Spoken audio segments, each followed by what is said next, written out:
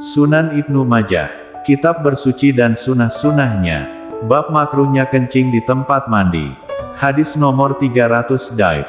Dari Abdullah bin Mughaffal ia berkata, Rasulullah Shallallahu Alaihi Wasallam bersabda, janganlah sekali-kali salah seorang dari kalian kencing di tempat pemandiannya, sebab kebanyakan was-was muncul darinya.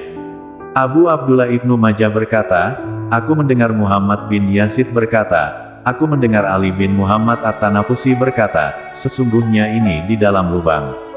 Adapun hari ini tidak seperti itu, karena tempat mandi mereka terbuat dari semen, kapur dan aspal.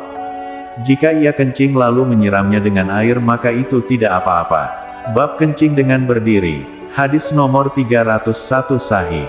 Dari Hudzaifah berkata, Rasulullah Shallallahu Alaihi Wasallam pernah mendatangi tempat pembuangan sampah suatu kaum lalu kencing dengan berdiri.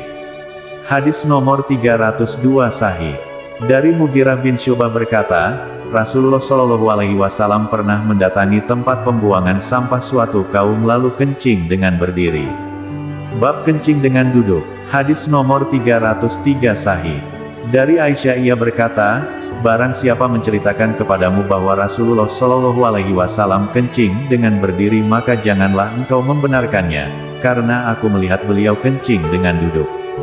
Hadis nomor 304 Daif. Dari Umar ia berkata, ketika aku kencing dengan berdiri Rasulullah Shallallahu Alaihi Wasallam melihatku, maka beliau pun menegurku, wahai Umar, janganlah engkau kencing dengan berdiri.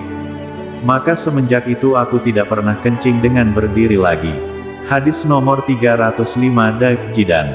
Dari Jabir bin Abdullah ia berkata, Rasulullah Shallallahu Alaihi Wasallam melarang kencing sambil berdiri. Aku mendengar Muhammad bin Yazid Abu Abdullah berkata, aku mendengar Ahmad bin Abdurrahman Al-Mahsumi berkata, Sufyan Ats-Tsauri berkata tentang hadits Aisyah, aku melihat beliau kencing dengan duduk, laki-laki itu lebih tahu darinya tentang hal ini. Ahmad bin Abdurrahman berkata, kebiasaan orang-orang Arab adalah kencing dengan berdiri.